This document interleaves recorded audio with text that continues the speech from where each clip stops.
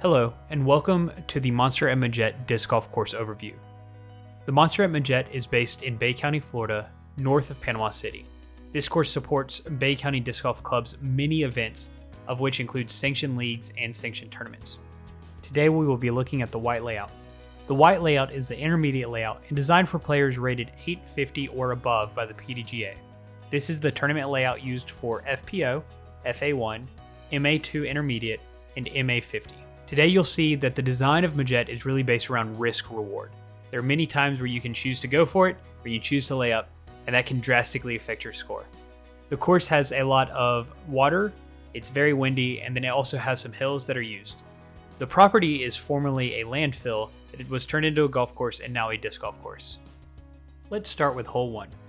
Hole 1 is a 498-foot par 4. You play off this blue tee pad, and as you can see on the right, there's a mando tree that you must go left of. You have water on the left and OB deep marked by the white stakes that will be present in tournaments. Most people are going to play up the middle to set themselves up for a second shot that's approaching the green. The green is tight with water short, OB deep, and then trouble also deep where you have the trees. You can see the OB line is past the culvert on the left. Hole 2 is a 372-foot par 3. The fairway and green are circled by OB on all sides. You have a short water carry off the blue tee with 2 palm trees in the middle of your line as you're approaching straight for the white basket. Most people are going to play a hyzer out right or a forehand hyzer in from the left to set up short of the basket. You also have guardian trees to the left and right with the crepe myrtles, and then you can see the OB deep. The goal here is to get a circle look on a long drive. Hole 3 is a par 3, 279 feet. It sits on a peninsula green. You have the palm trees on the right and the left, which act as guardians, and then a bush short of the basket. Most people are going to play something either short, low, and skippy to try and skip up under it, or a big hyzer to crash in close to the basket. The edges of this are pretty steep, so you don't want to land on the edges as you might roll into the water, but you do have enough room for the full circle on the peninsula green.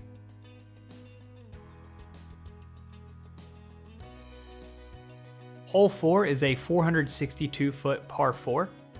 This hole plays a little bit short of the blue basket, but you still have a similar approach. The fairway's open with OB being marked behind the dunes on the right.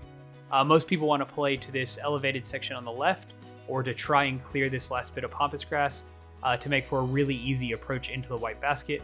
The path to the right is OB, so your approach is very tight, but overall, if you're on the left side on that hill, it's a very easy hyzer approach. Hole 5 is a 174-foot par 3. It's straight in front of the tee pad, very short, but there is danger short of the basket. And then there's OB to the right with the paths, and then there's guardian trees protecting the hyzer line. This really has 2 plays. You either go straight at it or you throw a hyzer shot in on the basket. Some people will attempt the skip shot as well, but that runs the risk of putting you on that hill and having to putt uphill. If you're deep, the risk is the long putt. Hole 6 is 276 feet and a par 3. You're throwing from the OB side of the OB line, so you must cross inbounds or you will have to re-tee. There's OB left and right with a deep OB as well. A lot of danger short of the basket, but really open on the sides. So most people are going to play something out wide and try to crash in on the circle. If you're inbounds, you have a look at a putt, and that's a pretty easy birdie. Hole 7 is a 274-foot par 3. This hole plays through the double mandos and to the left, and the basket is located on the hill. Most people are going to throw something in and try to stick the hill for a pretty easy look. If you're off the hill, the risk and reward of Majette comes into play, where you must decide if you want to run the putt or if you want to lay it up for the easy par. Hole 8 is a 399-foot par 3. You have a few hills here in the way. The basket is perched up on a hill right before a long slope to the water.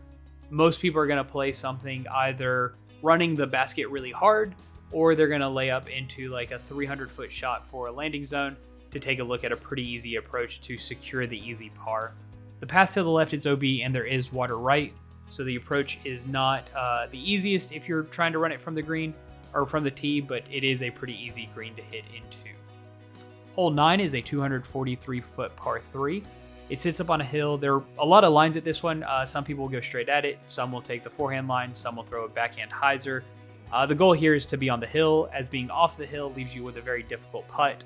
The path deep is OB, but the path short is not. Once again, risk and reward. Do you run the putt or do you lay it up and take the 3? Hole 10 is 888 feet and a par 5. You tee off of this dune, throwing downhill, and the tee shot is really about getting as much distance as possible while remaining in the fairway. Most people are going to try to throw short of this culvert and have a pretty easy hyzer approach. But ultimately, your first shot is going to be down here in the fairway, and then your second shot is about making the corner. If you make the corner, you've got to look at a pretty easy approach for the birdie. If you don't make the corner, you're just trying to bite off more distance. As you can see, the basket is here pretty close to the water, so it's all about a touchy approach to make sure that you can stick it for an easy putt, whether you're going for your birdie or your par. Hole 11 is a 243-foot par 3. This is pretty straightforward. You can go right at it between the trees, or you can go out wide either side. The basket is on a hill though, and rollaways do happen here a lot. So if you're not on the hill, most people have to make a decision on whether to lay up or putt. But this is a basket that really tests your putting ability. Hole 12 is a 261-foot par 3. You're going to be throwing from this blue tee pad. There's a culvert on the left-hand side, so you really want to push either past that or be a little short, or you want to throw the hyzer in. You have about a circle's range here before you get into the water, so a pretty easy approach. Hole 13 is a 528-foot par 4, and this is a pretty straightforward hole. There's OB right, left, and deep, and the basket's on a hill.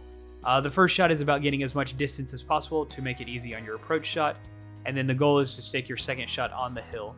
If you're off the hill here, there's a good chance that the wind is going to be very high, and you're really just looking for the approach to save par.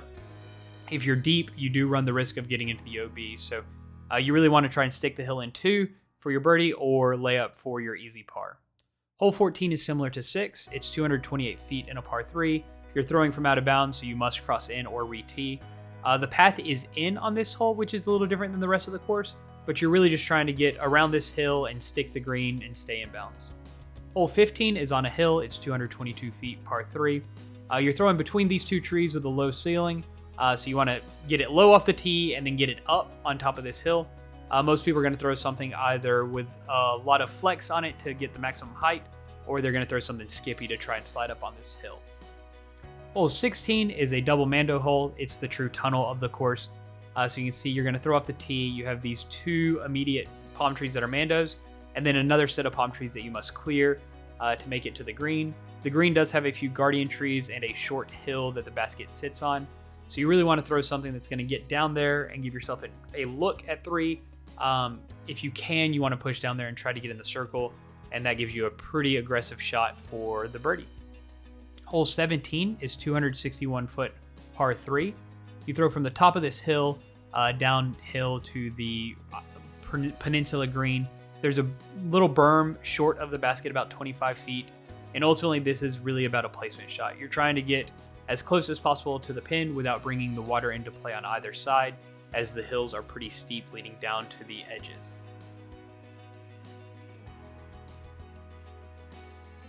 Hole 18 is a 576-foot par 4. There are 2 options here. You can go left and take that fairway, or you can clear the water for this water carry. Either way, what you're generally doing here is throwing your first shot to get some distance and get a look at the green, and then your second shot is your approach to try and stick the white basket. You have OB to the left and deep of the basket, so you're really trying to throw in there on a touchy shot for your second. If you don't get a good drive, that's where you're looking at a second shot to set yourself up for an easy approach on the third for a par. But overall, this is about getting a good distance look to make sure that you have a great look at your birdie or par. Thank you for checking out this overview. We hope this really helps you see what the course looks like, and we hope you'll come to one of our events. You can find out more at baydgc.com, or you can check out the caddy book for this course at monsteratmajette.com. Thanks, everyone.